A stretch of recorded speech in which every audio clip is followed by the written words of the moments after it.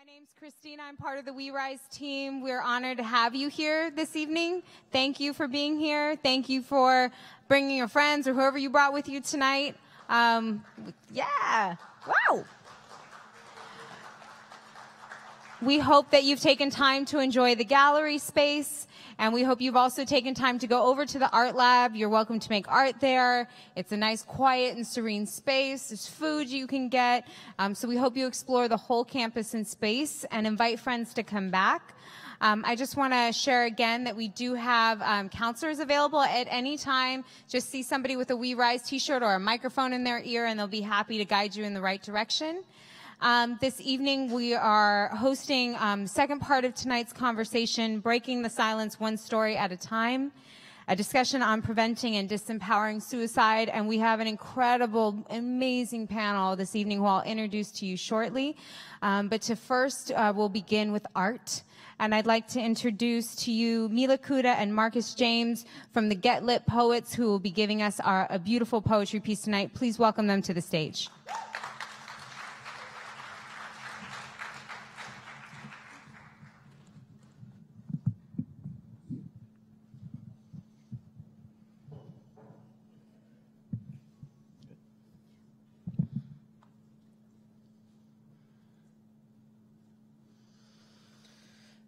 All the things we've done since we decided not to kill ourselves.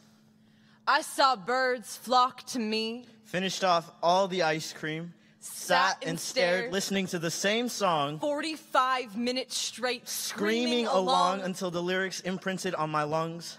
I woke up, heard my father's voice. Every time I started the truck. Got a haircut, nothing exciting. Just happy pieces of me are growing back. Started another band. Held my grandpa's hand. On his 90th birthday. Coached a team for slam. Killed the AP Calc exam. Told a man he had me grooving all night. Despite earlier that evening wanting to die. Since I decided not to suicide, I graduated high school as senior class salutatorian. Completed my second year of college on the dean's list. Did the laundry. Spoke to fairies. Taught workshop. Finished Buffy. Got 3 terrible tattoos. And I lived to see my first. My grandpa's taking down all the old photos of me, making room for Marcus. I am living because I bought picture frames. And I promise to use them. To make more memories like the one I'm living now. Like that time I accidentally ordered meatloaf from Outback Steakhouse. And have yet to live it down. Like when I fell off my bike and into adulthood. Signed a lease for my first apartment. Cast spells on prom night. Perfected my first skate trick. Counted the scars. Tried to decipher which ones belong to which people. Found they all belonged to me with the lights off. Since we decided not to suicide, we performed poems that made students cry. Made them write notes declaring we will survive. And we will survive for our students and our mentors and our dogs scratching at the door. Hoping to return home, despite my mother kicking me out because she didn't like my tone. My back seat's my new bed, and I called my abuser, asked for a place to stay. Asked to not be left alone. Since I decided not to suicide, I've kept an open phone invitation inbox for anyone who needs a friend, a night to spend. Kinder company. I am living for the next letter my pen pal mails me. I am living to devour everything, sushi or burritos. One more bag of jalapeno Cheetos. Whatever will fill the home-size hole I've had for every missed meal since I decided not to suicide. I've been kissed. Weak need. Lovely. So slow. They said it was like R&B. Despite the morning anxiety that still festers in my throat. Tries to steal my day and make it its own whenever I wake. Belly full of ache. And excuses all the reasons my effort is useless. But since I decided not to suicide, I found forgiveness in Father, Mother, myself. I read aloud to friends books about loose ends. Poems of heaven and new beginnings. I am making my resurrection bigger than heaven, bright as my future. Despite the nights I still catch myself checking for exit signs. And I know where we keep the gun. So this breath be joyful enough. I am living because I choose. Because my grandpa's heart couldn't take the bad news. For Matt and Alicia spitting their truth, I'm living for that too. For my dad, who promised me, if I don't tie a noose, then neither will he. And no one will hang from our family tree.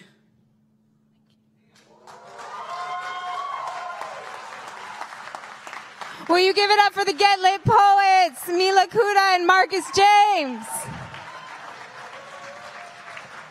I don't know if they can hear you because that was beautiful. Wow. Thank you. Thank you. Thank you. Thank you for bringing that to us, for gifting that to us. These young people's voices and the way that they have infused all of this whole We Rise program has been tremendous. So we thank you. Thank you for showing up and gifting us with that. I'll now, without further ado, bring the panel onto the stage to continue this conversation that these poets have so beautifully opened for us tonight. Here to moderate this evening is Monique Mitchell, who is the Community Outreach Coordinator for Get Lit, working with young people on the ground every day. We also are honored to bring back to the stage Kevin Hines, mental health advocate, award-winning global speaker, best-selling author, and documentary filmmaker, to join us again on the stage, as well as Katie Williams, author, who also have books here for you to purchase at the end. And we have Virginia Hedrick, the Director of Policy and Planning at the California Consortium for Urban Indian Health, and Dr. Curly Bonds, the Director of Clinical Operations for the LA County Department of Mental Health. Will you please welcome them all to the stage tonight for this important conversation?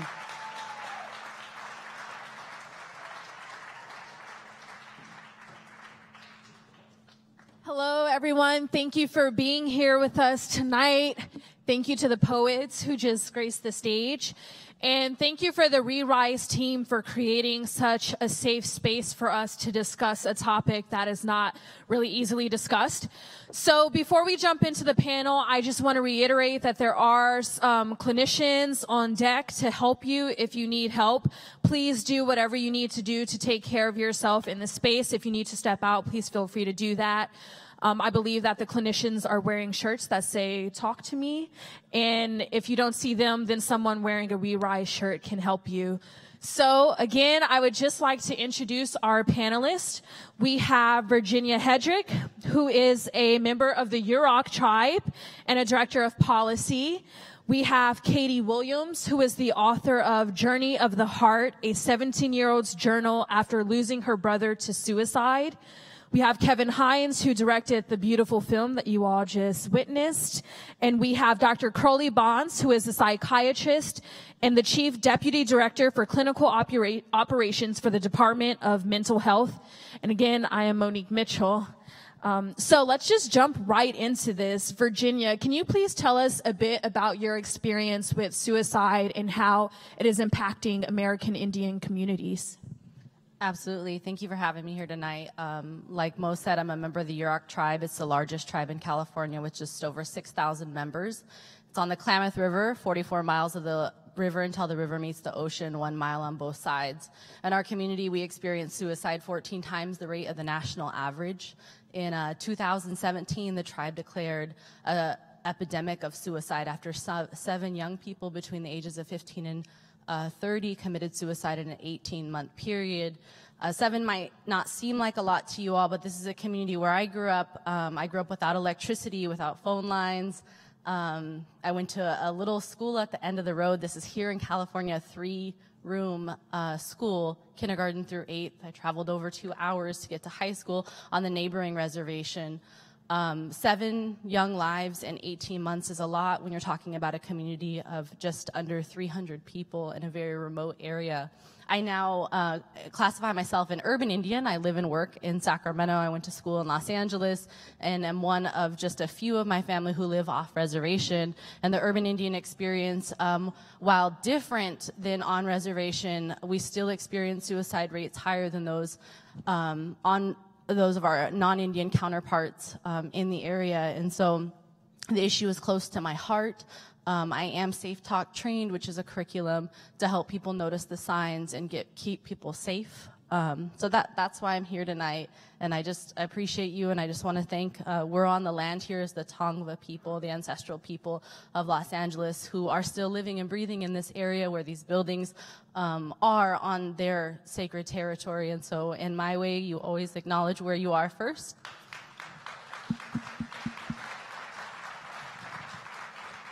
And so again, I thank the Tongva people and the people who come before me and the generations that will come after me. Thank you. Katie, how have you in particular been impacted by suicide, and what do you hope to add to the conversation?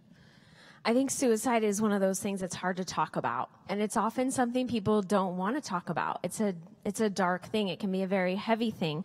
My personal experience is my 17-year-old brother took his life when we were in high school. I was 16, he was 17, and I started keeping a journal shortly after he died. I did that for about 3.5 years. Promised I'd never show anyone, right? Because who shares their journal? What teenage girl shares her journal? So I kept that hidden under my bed, and after encouragement from some friends, they said, why don't you publish that? I think you can help people. And so I ended up sharing my book. And really, in my hope in that sharing my journal is that, one, not only if you've already been impacted by suicide, and as many of you might be aware, American Foundation for Suicide Prevention will tell you it's almost 45,000 people in our country every single year. And to me, that's just too many. And knowing that my brother's a part of that, I want to really turn the tide on that and change that. So one is to share if you've already been impacted by suicide, you're going to make it. It might not seem like it at the time, but you will.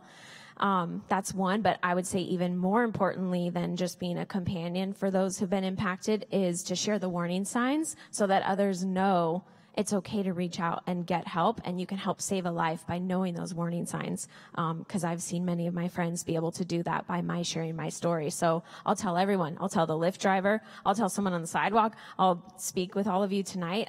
I feel very just on fire and passionate about it. By sharing those warning signs, we can help save a life. It's too late for my family, unfortunately, but it's not too late for those of our family and friends in our life right now. Thank you, Katie. I will ask both of you about the warning signs for suicide, especially coming from different perspectives, you with the American Indian community, and then also I would like to know what advice you all have for young people of color who are often not validated in their experience with mental illness, and they're told that depression isn't a real thing.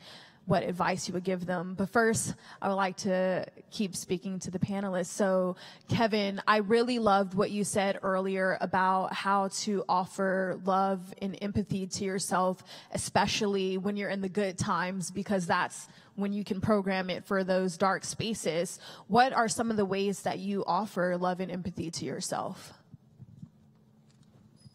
I read lots of comic books. I draw. I write. I listen to music that is positive and life-changing, meaning that I listen to music often that has the power to change brainwaves and brain patterns in a positive way. All music does that, but if we listen to aggressive, angry, dark, violent, misogynistic, hateful, spiteful music, that is what we become. But if we listen to music that is therapeutic, kind, compassionate, loving, and beautiful, that's also what we become.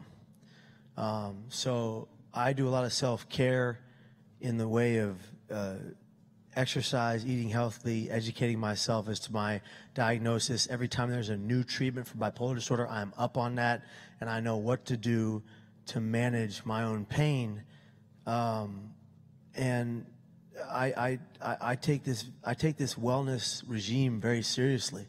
I have a regimen and a routine that I stick to, and it's ice cold, and I don't play with it, because every time in the past that I've let that routine go, I've ended up in a psych ward where I've been assaulted or stopped a rape from happening, or, you know, it's been a really rough and long road, but the journey is clear. Take care of myself so I can love everyone I need to. My family, my friends, all of you. Love that. Thank you, Kevin. Dr. Bonds, what resources are available to survivors or people who are contemplating suicide? And can you please speak to preventative efforts? Sure. First of all, I feel like I need to give props to my fellow panelists who are brave enough to come out on a Friday night and talk about what is a very difficult topic. As a representative for the Department of Mental Health, you all should know that we have a wonderful resource in LA County. The department is the largest in the country. It's the largest public mental health system that we have, and we treat thousands of people every year. And through those resources, we have clinicians who are trained to help people who have suicidal thoughts. There are hotlines. I would give out the numbers, but there are several. I would say that we hold now in our hands these little devices where we can kind of Google almost anything and realize that in the same way that you might get resources for anything from cancer to Lyme disease, mental health problems and suicide are there too. One that I do remember is the crisis line, 8777-CRISIS, that you can call. It's a 24-hour crisis line that operates throughout LA County. They take calls from people who are suffering, who are struggling, and it's really about figuring out where you are and where you need to be. Getting to a clinician who understands you is not always easy, and many times people who are having suicidal thoughts are going to approach a neighbor, a coach, a teacher, a person who they're friends with, a playmate, person that they're in a relationship with. So I think it's incumbent upon all of us to learn what we can about suicide and prevention. The young woman from the Native American tribe mentioned ASSIST, or Safe Talk, which is a special training. It's essentially like CPR for suicide. There are groups that do these types of trainings, and now I think there have been efforts to have a lot of people who are teachers, babysitters, coaches trained in this, because in the same way that if we walked upon somebody who had chest pain, who was struggling to breathe, we would know, hey, this person needs to get help. The same thing is true when a person talks about their desire to end their life. Death by suicide, in my mind as a clinician, is not a choice. It's something where your thinking becomes distorted and you get into this very, very dark place that it feels that it's inescapable. But people who are suicidal or who are having suicidal thoughts will give what we term invitations.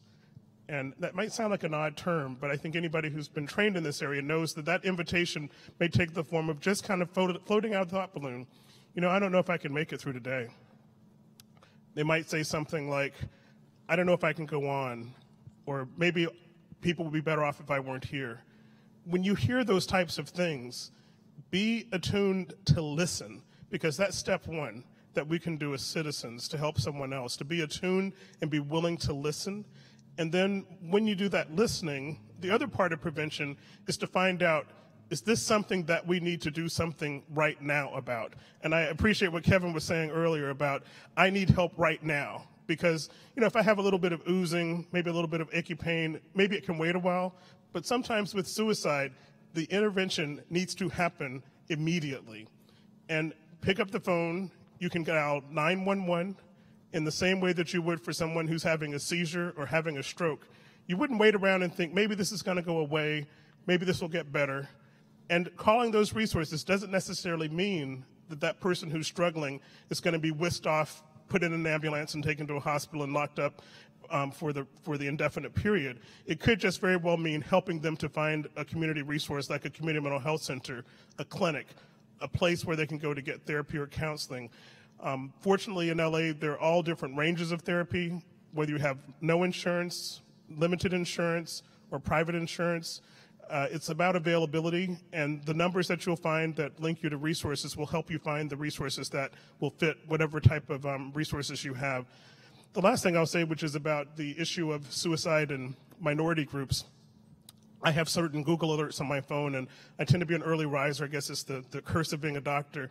This morning at around 5:30, one that came up was talking about suicide in African-American boys in particular, teenage boys. Historically, although suicide doesn't discriminate, it hits all ethnic groups, all age groups, all walks of life in terms of socioeconomic status.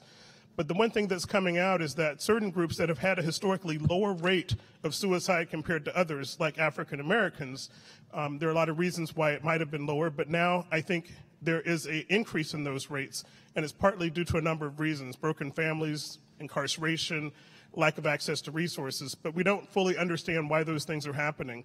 But a lot of times it's about finding providers and resources that look like and can understand you. And it doesn't have to be that, but I think getting more people who are motivated to become helpers and trained in mental health and to increase the diversity of our pipeline of trainers. We're trying to do that with our department, but I think for now it's just realizing that it doesn't matter what someone looks like, they could have the same type of symptom in terms of suicidal thoughts. It doesn't discriminate. It's an illness, it's a symptom in the same way that medical illness is a symptom, and we need to address it. Thank you. So I would like to talk about what are some of the ways that I'm sure there's a lot of audience members who are not dealing with suicidal ideation, but maybe a loved one is. So what are some ways that we can support our loved ones in order to make them feel empowered and to let them know that they are in control?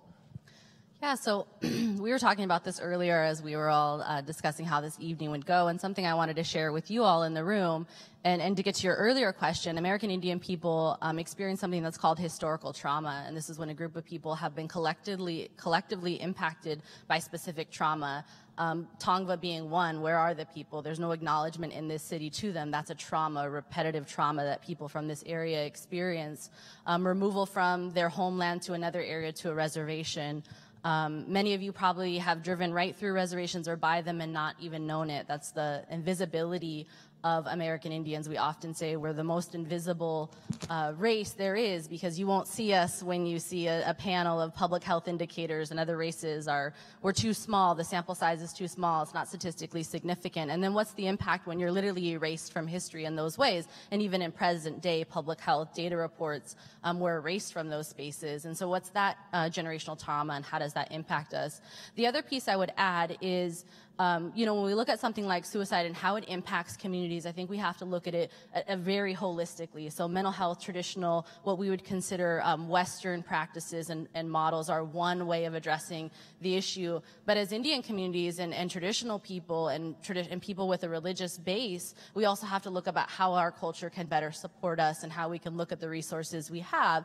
And so I was sharing with some folks earlier that it's my belief that I've been raised that in all of us exist both life and death from the time that you're born. Life and death spirit is in all living things. All things have a life cycle. And I think as Indigenous people, we've long recognized that, and our ceremonies around death can sometimes look a lot different than in other cultures. Sometimes they're a celebration of life. And that's kind of counter to what we see sometimes in mainstream society. And so what happens from a spiritual aspect is something has been then feeding this death spirit. And maybe it is a mental health diagnosis. Maybe it's trauma. In the community I'm from, one of the questions that was asked was, did these young men have food in the house? Was there a lack of food? Were drugs and alcohol present? What has been feeding this death spirit?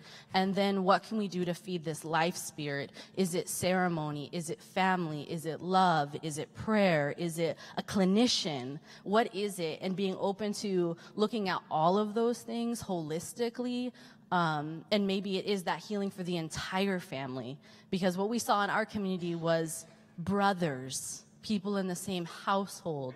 One of my closest friends from suicide stood in his backyard and died by suicide in the exact same spot, planted his feet in the same spot that his older brother had died by suicide 5 years prior when we were in high school. These are generational things, and he did it there because he wanted to honor his brother and he wanted to end the pain, and he did it very suddenly. And these things are normalized, right? So at that time, we weren't in a crisis, and we weren't making the LA Times, and we weren't talking about this because these things were felt, again, invisibly and silently. And so if I could just encourage communities to talk about, communities of color, exactly like you said, how can we address these issues right now? There's a $10 million ask of the state budget to address Native youth issues.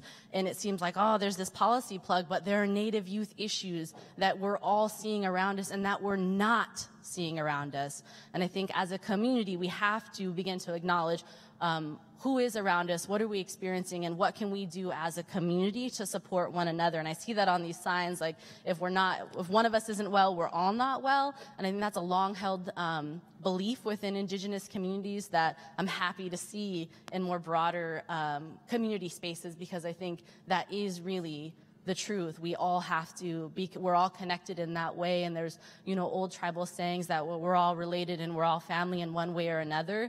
And I think in this Western mainstream society, we have to begin to acknowledge that, or we're going to continue to see crises like suicide, like the opioid crisis, and these things that are damaging our communities if we don't collectively take ownership of the issue. Thank you.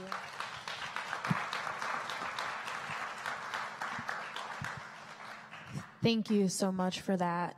Kevin, I would like to hear from you. What are some ways, as someone who has dealt with suicidal ideation, what are some ways that you would advise loved ones of those who are also battling this?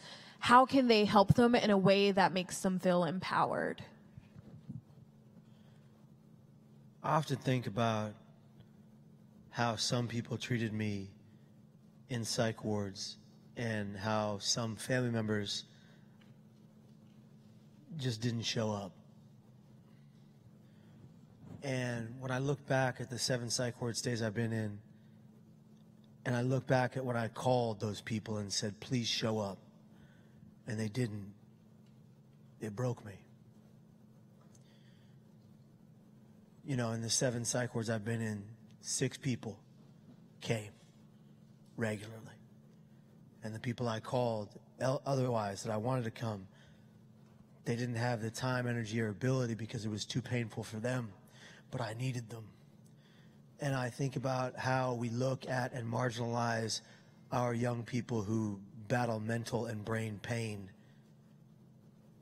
We have to treat them first as human beings with feelings and emotions and mental stability and instability, and second, treat them as a consumer or a patient. I hate both those words. We're not consumers.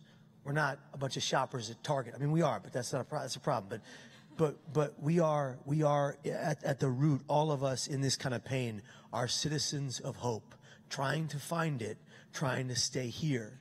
And when the people we love don't show up, it breaks us. So show up, meet the person in pain where they're at, not where you want them to be.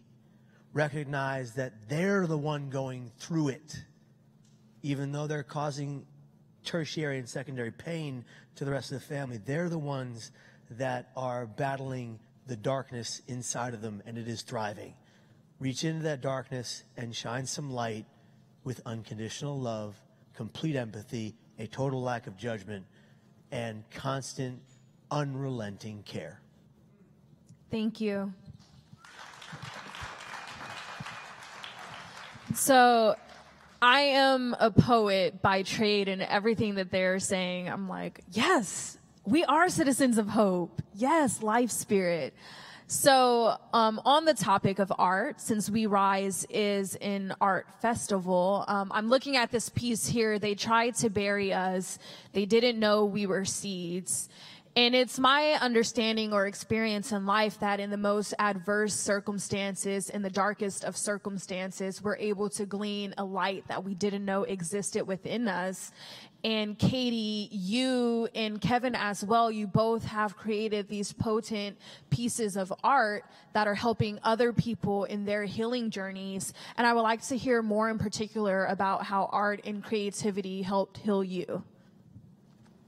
Yeah, I think writing is very therapeutic. I don't know what to do with a paintbrush. I'm horrible with a pencil. If I try to do a sketch, I admire when someone can. I've never made a film. I admire that as well. I think whatever outlet we have, as a 16-year-old, I had a pen and a notebook, and that was my way. It's still my way. Yeah, I think it's so healing, I think, to review your old work as well. Something about journaling, I don't know if many people in here do it, I'm seeing nods, just even as a regular practice. You know where you were 3 months ago or 6 months ago, and the things you were thinking about and the things you were worried about, some of them have already gone away from today. Not to minimize anything large going on. They don't all go away, but it's such a perspective giver. So art for me has always been words. So in the notebook and reaching out to people, and I found that to be extremely helpful, and I still do. And then other people's art helps me to see things in a new perspective as well. Thank you. Kevin? I went through the gallery 3 times while you guys were watching the film, and I gotta tell you, I am more inspired by the We Rise event here that I've been in a long time. And looking at the history of brain, mind, behavioral, and mental health through the lens of the artist, and getting to meet some of the artists here today, it's changing me, you know?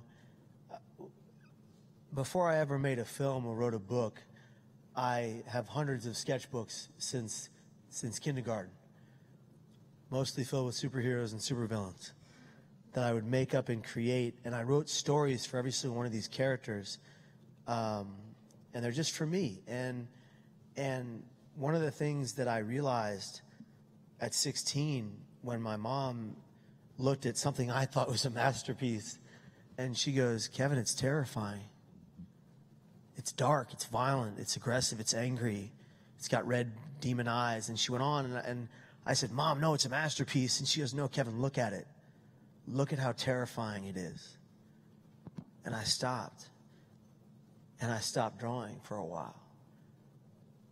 And then I was in my third psych ward stay, and I made a decision that every drawing I would go and create from that day forward, no one would ever say anything about it, but that's beautiful. That's hopeful. It's filled with light and love. And I stopped drawing terrifying things that I was seeing in my head, because I have auditory and visual hallucinations on a regular basis. I see things that nobody should see, that terrify me on a regular basis, that nobody else can see. And that's where that came from. But when I draw things that are beautiful, I think beautiful thoughts. And when I think beautiful thoughts, I do beautiful things. And I embody that beauty with what I draw, and it helps me. So that's art therapy for all of us. Your writing is your therapy, and this is my therapy. And every sketchbook I finish until the day I die of natural causes will be filled with beauty. Thank you.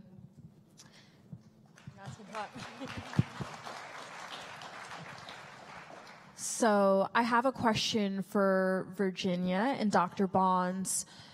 Obviously, the crisis amongst suicide rates with young people of color are spiking, and that is a cultural problem that we need to solve on the cultural level or the societal level. But what are some things that, if I'm an audience member and I want to help counteract this, what are some things that I could do to help?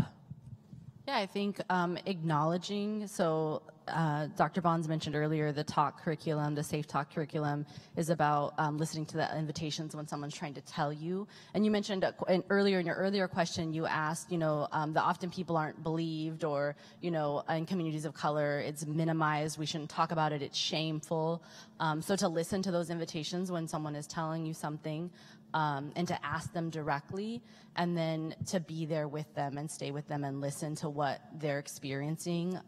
You don't always have to understand it. And so I have a 17-year-old son, and he gets really worked up about things that I'm like, this is not a big deal. I'm telling you, it's not. In a week from now, you won't even think about this girl. But he'll be so worked up, I can't eat, and he's having all of this, just stress and just drama about it. And I have to remember that our experiences are different, and I don't have to understand what he's experiencing, but I can empathize. And I may not even be able to validate it because it's not my experience, but I do need to hear him out and understand that I understand where he's coming from and see what it is that he needs. What is it? Is it space? Is it just to listen, just to sit and listen? Sometimes that's all our young people need, is someone to hear their whole story and not tell them that it was wrong or that that's not how it happened, or to get over it. I think in communities of color, and particularly in Indian country, we experience so much trauma. I was sharing earlier that I have been to I can't even name all the funerals that I've been to, that it's just a normal part of life. And so for me to tell my dad, funerals make me really sad, he's like, get over it. Get over it. That can't make you sad. Get over it. And that's just one small example of where, how your feeling might be minimized, because everyone's been through that. There's like a scale of sexual abuse. Well, how bad was it? Like, what really happened? That's not so bad.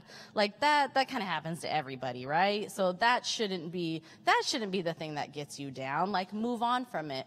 And I think those kinds of behaviors where we normalize trauma or we become desensitized to something that may actually impact somebody far greater than it impacts you, and to be able to hear them out, even if it's not something that you understand, is really important across communities.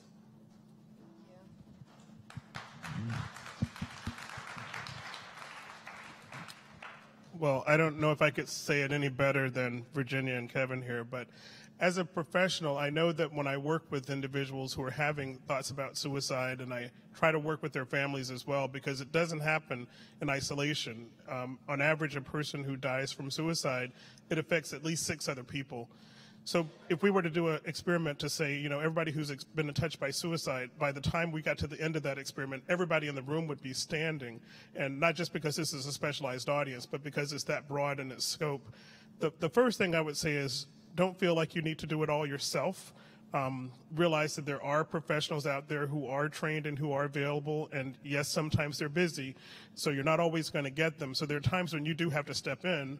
But a part of it, I think, is the responsibility of us as relatives, friends, family members, and even the person who might be having suicidal thoughts to come up with what I would call a safety plan. And you'll hear this referred to as when you're doing well, when you're having a good day. Think about, what can I do to feel better when I'm having one of those down days? And we all have those down days. Traffic, got to pay my phone bill, miss my bus. Those are all the sorts of things that can be temporary. But for someone who's having depression and cognitive distortions that come from that depression, it can seem overwhelming. So a lot of our job is to make them realize that they may feel like they can only reach this far, but through our support, through our empathic listening, they can reach this far. They can reach a lot further. So it's about being there, being an ear for people to listen to, and it's not always easy. I'll say it having talked with members of my family who have had those thoughts, talking on the phone, on call, with a patient or a client or a member, or I don't like that word consumer either, but someone who's receiving services. A lot of times it's about just being there for them, just knowing that you're a phone call away, and knowing that when they're feeling low, I think Kevin alluded to this, having a list of things, be it going to the gym, going for a walk, maybe having a healthy meal. Sometimes it's going to be about spirituality. I definitely agree with Virginia. Some of the first lines for people who are experiencing distress are the clergy. Going to talk to someone who's got that training and helping to work with them so that they know about resources as well. And I would say that in communities of color, a lot of times people won't speak the word suicide. They'll use something else. I can't speak to every ethnic group, but I know a lot of times people who talk about it from the African American perspective will talk about feeling down and out, feeling that they're having the blues, things are getting on my nerves. Those are the sorts of things that we need to be attuned to, because they're going to look different in every cultural population. And in some places, the ability to talk about it still doesn't exist. And that's where I would say this space, this art, what is in a sacred space, and I think we made it a different type of sacred space than it was originally intended. It gives you an expression. It gives you an outlet. And you don't have to be a famous, talented artist to be able to scribble down things in the margin of a notebook or to write down your thoughts in a creative way, because that's a way for those really, really negative thoughts to have a place. And sometimes you can take that and make your own ceremony with it. Maybe it's going to be putting it in a bottle and sending it off. Maybe it's going to be lighting it a fire. Maybe it's going to be just putting it aside so that when you're having some better thoughts, you can look back and think, oh, my goodness, this is how bad it was. Because sometimes it's that ability to turn the page in that journal to the good times. People get stuck on the bad times. So it's about reminding yourself that things can get better, and to have what I call a wellness recovery action plan, a WRAP plan. What's going to help you during those down moments to feel better? Thank you. So something you said in that answer was that in the African American community, depression and suicide are often not called by their names, which made me think of when I was in high school and I was suffering from depression. I didn't know how to tell my grandmother that, so all I could tell her was, I don't feel well. And she's like, okay, I'll make a doctor's appointment for you. And I said, no, I don't feel well. So what would you tell a young person who's in our audience today who doesn't feel well, who is suffering from depression or anxiety, but maybe doesn't have the money to go see a specialist? What are the resources out there for them? Well, as I mentioned earlier, the Department of Mental Health is really there as the safety net. And I speak because I'm someone who's worked on both sides, academics, private practice. But the people who walk into our clinics usually don't have resources. Some do, but the majority of them have either no insurance or they have Medi-Cal. So it's really the very, very basic coverage. Even with that, you can get access to what I consider therapy that's world-class. I would say that within the Department of Mental Health are a lot of talented professionals, mostly licensed, board certified, people that are supervised, and those are throughout the entire county. We have a huge county, and there are places where we could do better, and that's part of what this effort here is about, to prove that with outreach to the communities that don't normally talk about these things, we can get these conversations going. I mean, Art brought a lot of you here. I don't know if it was social media or if it was word of mouth, but I think a lot of times in our country, in our society, these are taboo topics, and certainly in communities of color, it's about recognizing them for what they are, but also recognizing that you might need to go talk to a professional and to realize that mental health professionals are health professionals. Thank you. And what would you, and this is a question for all of you, so mental health is stigmatized within our society, and people are made to feel weird or strange or broken and defected if they are dealing with mental health issues. So how can we help normalize it, in your opinion, or how can we help our loved ones feel like they are sane even though they're battling something? It doesn't make them defected.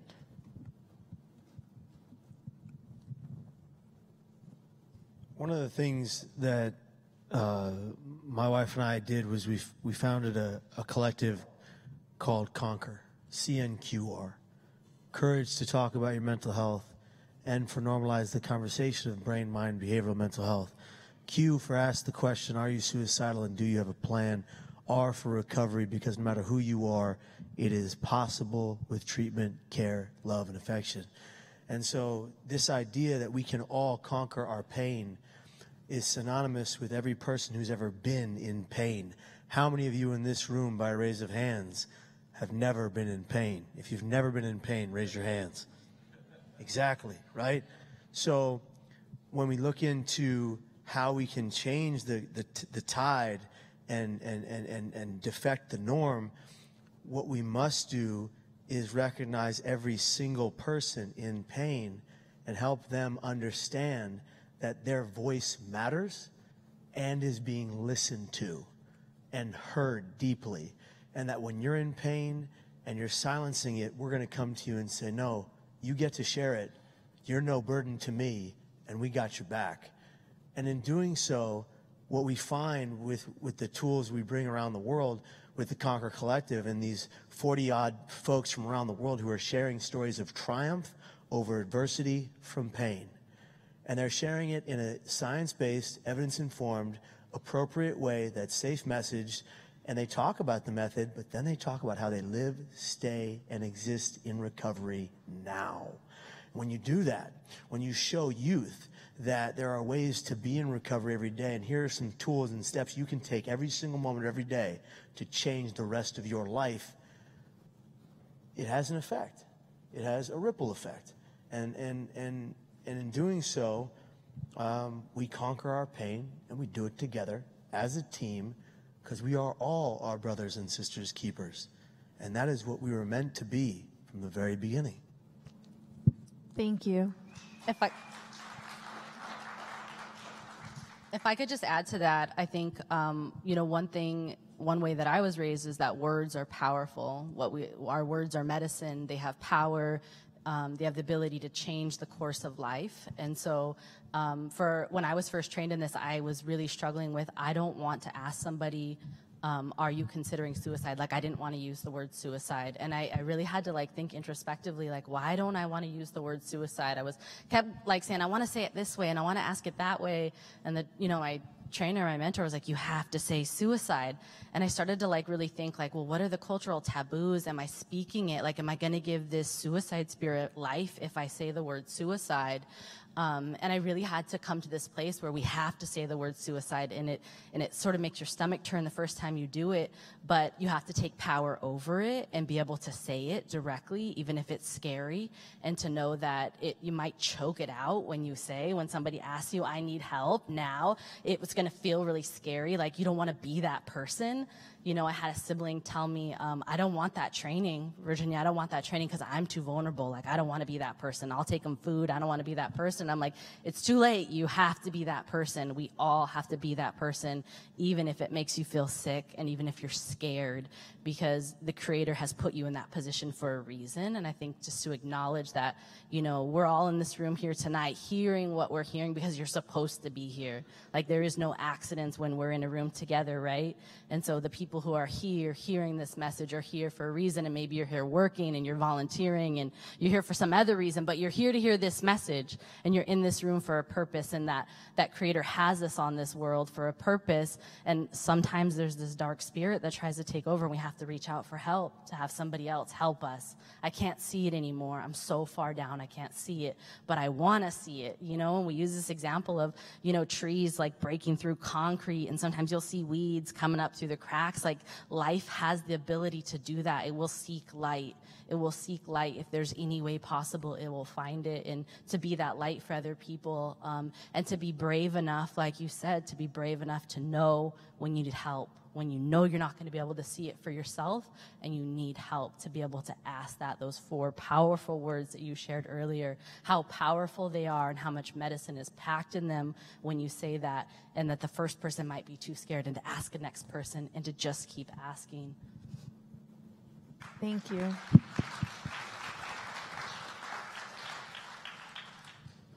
Does anyone else want to answer that question?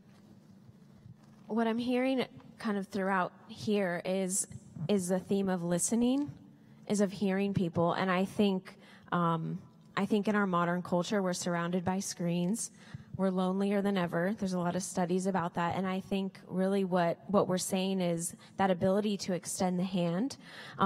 And just a story to illustrate that, when my brother was 17, he would, when he was upset and when he was just kind of what I thought having a moment as his sister, just wondering kind of what's happening with you. And we'd be in the kitchen talking, and he'd be upset and he'd say, well, I'll just kill myself, or no one will miss me if I'm gone, or you will miss me then if I'm gone. And he would find these ways to say that. And in my mind, you know, as his little sister, I'm thinking, oh, you don't mean, like, there's so many ways to dismiss it. Oh, you're young, or you don't mean that, or oh, you're having a rough day or something. And I really relate to you sharing your story, Kevin, because I think, man, had I known the warning signs, I would have taken it seriously. Like, that's the one thing that I think about with my brother. He said it. He made it so obvious. He said, I'll kill myself. And I didn't believe him. We didn't believe him, because I found a way to justify it. What do you mean? You come from a great family. You're a good-looking kid. You have all these friends. What is there not to live for? So I would never take him seriously. And so in my mind, I think about listening. If someone, now I know, if someone says they're going to take their life, take them seriously and get that help. And you can call those hotlines, as we had mentioned earlier. And you can even call if you're supporting a friend and you think something's not right. You know, I had a friend that we were talking about this topic. He knows about my brother. He knows the warning signs. We were talking about it. 2 weeks go by, and he calls me out of the blue, says, Katie, something's not right. I think my friend might be suicidal. I got a text out of the blue. He said, hey man, thanks for being such a good friend. Da, da, da, da. And he looks at his phone. Why is this guy, we have plans to hang out. What is he texting me? Thank you for being a good friend. So my friend calls me. I get a little more information. I said, you're absolutely right. That's a cry for help. That's a warning sign. He's saying his goodbyes. He's putting his affairs in order. And so thank God in the right time, he was able to get his family there and the ambulance, got him to the hospital, and saved this kid's life. And it's just because my friend recognized one warning sign, because this kid was starting to say his goodbyes, this young man. And so what a gift we all have to be that light in someone's life and to recognize that sign. It only takes one one moment to just acknowledge that, and they can make a different decision and change their life because they're going to reach their hand out. So that's what I would just share about helping others. Thank you.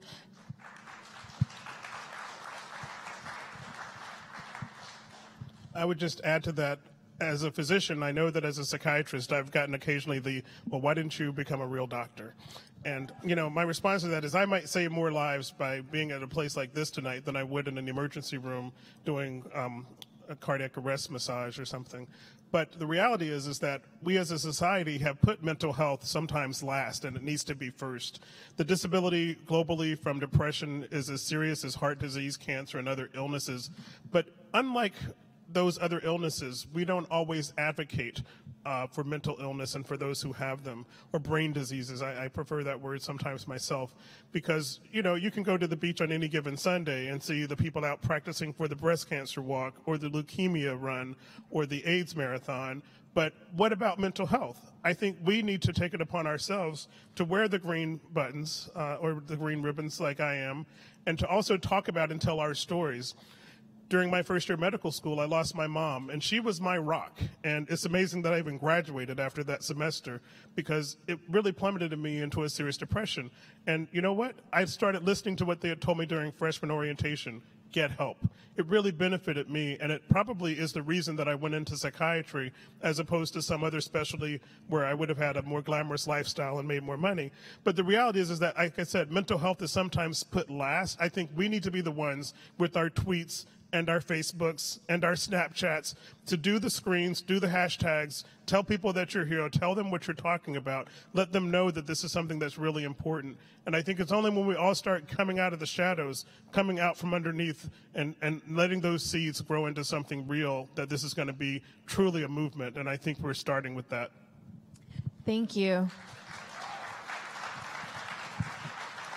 So I've heard each of you, I think, individually speak a little bit about warning signs. Can I please hear from all of you, what are some warning signs that we can look out for? Yeah, one that sticks with me that's really difficult. So again, I had a family member who was with a young man the night before he committed suicide, and he said something that was troubling, and she said, and it just didn't feel right. Like, when I think back to the night, it didn't feel good when he was sitting in my car. And it's a real thing. If something doesn't feel right, if it just doesn't feel right, even if they haven't said their thing, or you have no reason to believe it and you think, oh, I'm just making this up. If it doesn't feel good, it doesn't feel right, if you feel like something is wrong, that's enough of an invitation to trust your gut, trust that the notion that something might be wrong, and better to be wrong than to have been right and missed it. Katie? Yeah, there's a long list that comes to my brain the Please, moment you the say long that. list.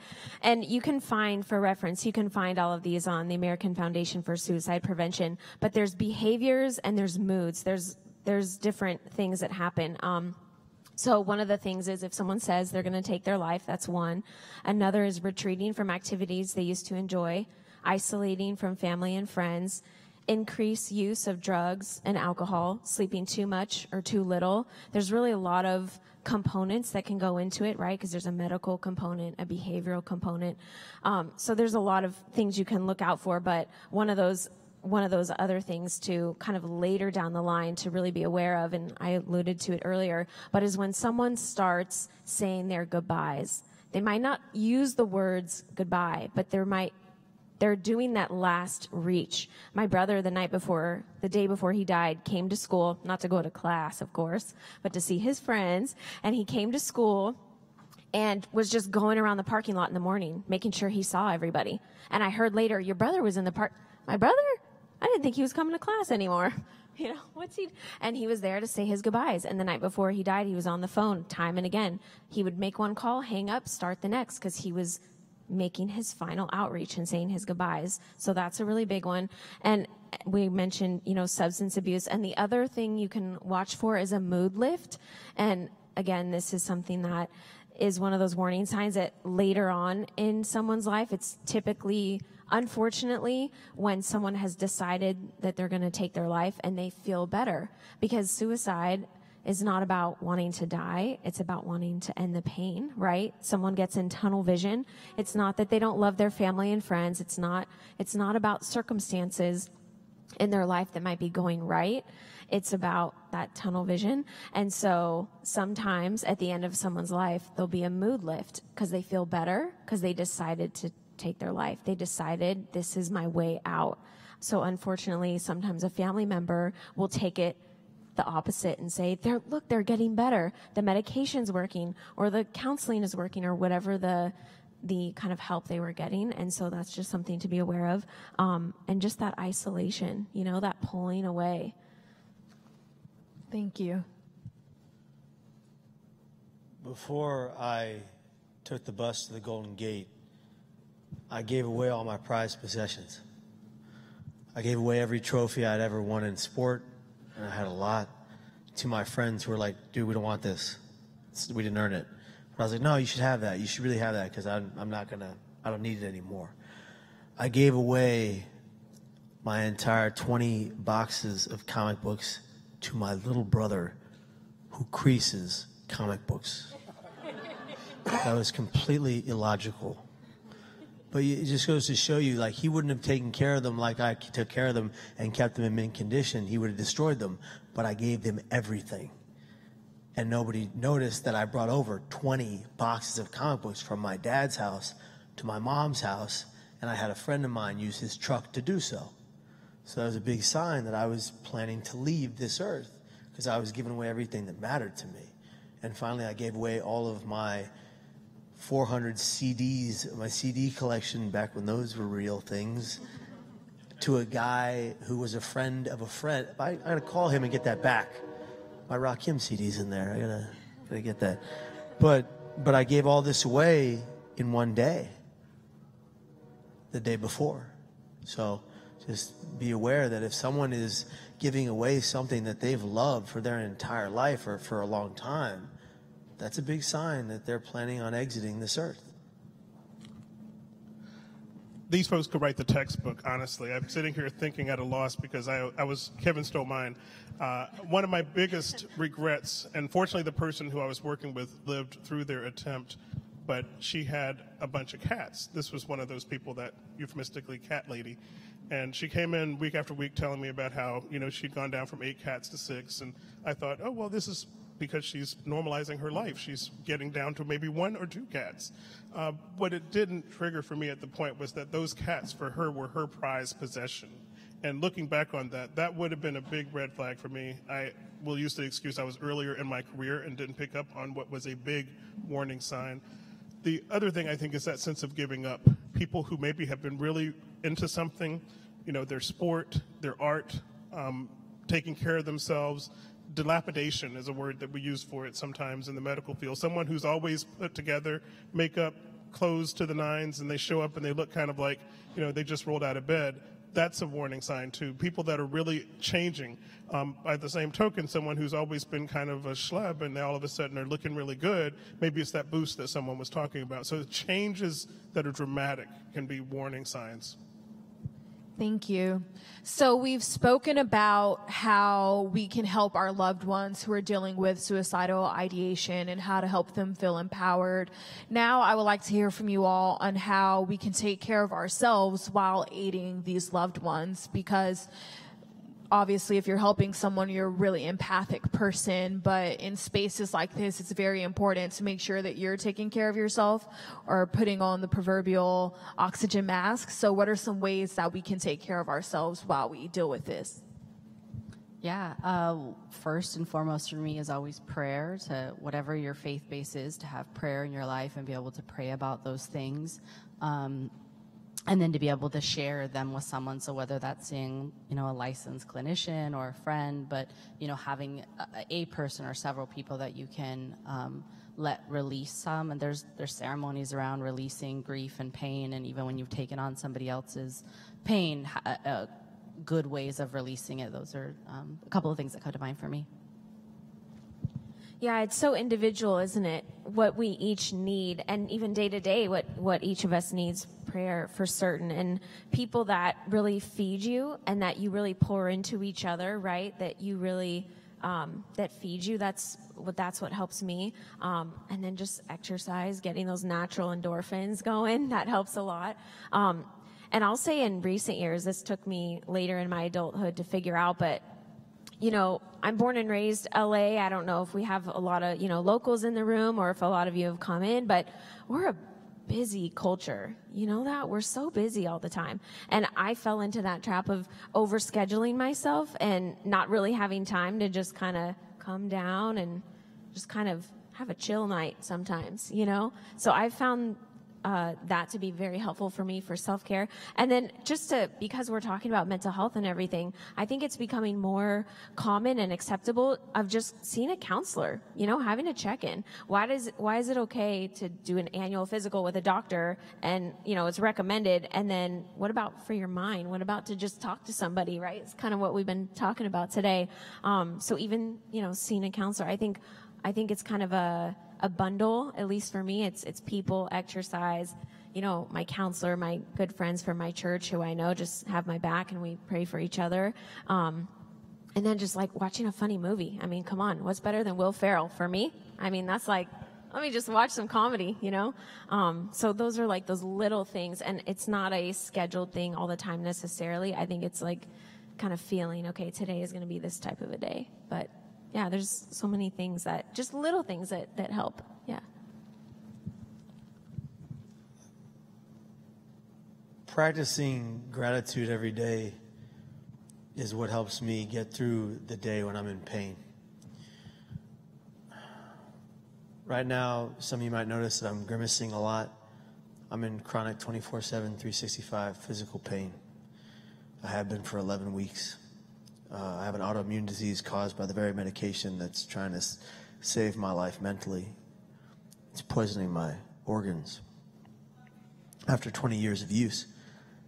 So for me, practicing gratitude every day for everything I get to do, because I almost wasn't here twice. Every person I come into contact with, being grateful for their existence and their light that shines in this world, and practicing gratitude for every single thing I get to do, because it's a gift.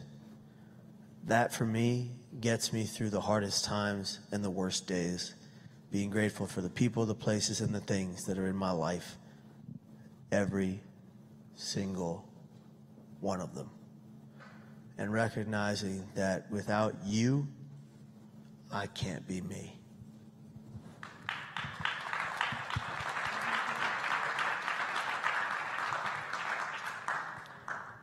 I wouldn't be a psychiatrist if I couldn't quote Sigmund Freud.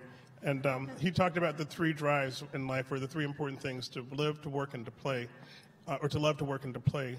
And I think sometimes work in a place like LA, I agree, we get over busy, we get overscheduled, overcommitted. So it's about work-life balance. I think the generation that came behind me has this a lot better than I do. If there are flexible work schedules that allow you to reduce your commute, work from home, talk with your employers about some of those things, because it might improve your life, not just for now, but for the long run. It might help you to live longer. I would also add that think about mental health as being something in the same way that you do dental care. You know, we go in and we get checked out. It's not because we have teeth that are falling out, because we don't want them to fall out. So sometimes if you're having a question, there are now more screens like the Patient Health Index or questionnaire, primary care. You can download it online, the PHQ-9, to just do a checkup. You can use all of these tools that are at our disposal through the internet to find out, hey, is this a little problem? Is this just a little rash? Is this just a little dandruff? Or is this something more serious? So a lot of those scales, like the PHQ-9, the JD7 for anxiety, the generalized anxiety disorder scale, those are things that are in the public domain that you can go and you can look up, you can Google them, and then you can do a test. And if you take that paper into your doctor, now more and more physicians, not just psychiatrists, are trained to understand the idea of patient-involved or participant healthcare. Someone who's really invested, who brings into me a printout to say, hey, I think I have this, I'm going to have a conversation with that person that's probably more effective in the time that I have than if I'm having to start from square one. So I would encourage you to use and find those tools and do a checkup from the neck up. Okay, final question, really brief. The poem that opened up this panel was about all of the exciting things that they got to do since they decided to stay here. And I would like to end on a light note and ask each of you, what is your most exciting thing about being alive? My kids. My kids are the most exciting thing. Kids are just, they're beautiful humans, and they're ever changing and ever growing, and they're the most exciting thing. Man, I don't have kids. I don't know how to top.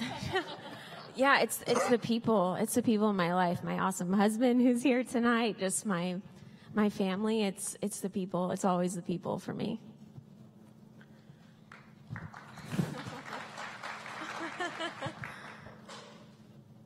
Margaret Hines. It's my wife.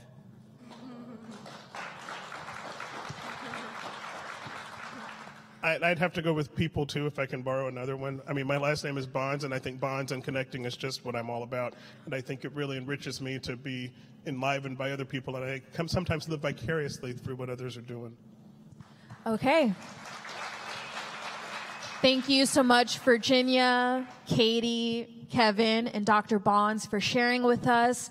And thank all of you for being here in this space with us. Please feel free to check in with a clinician if you need one, and have an amazing evening. Good night. We have to do something together right now.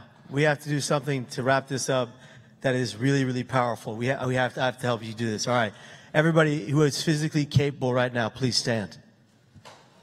And get your mobile device out and capture this moment if you want to, because it's going to be epic, and it's going to be for all the people in this room, in this very room, in that kind of pain. All right? Put this live everywhere right now.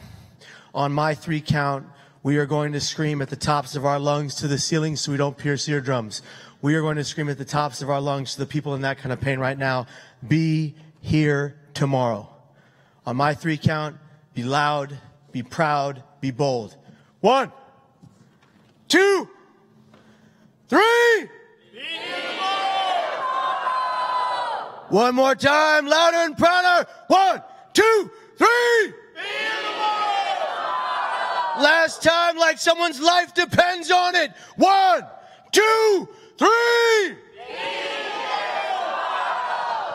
Be here tomorrow and be here every day after that. You are worthy. You are valuable. You do matter to all of us and to me. Thank you from the depths of my soul and all of us here today. Be here tomorrow.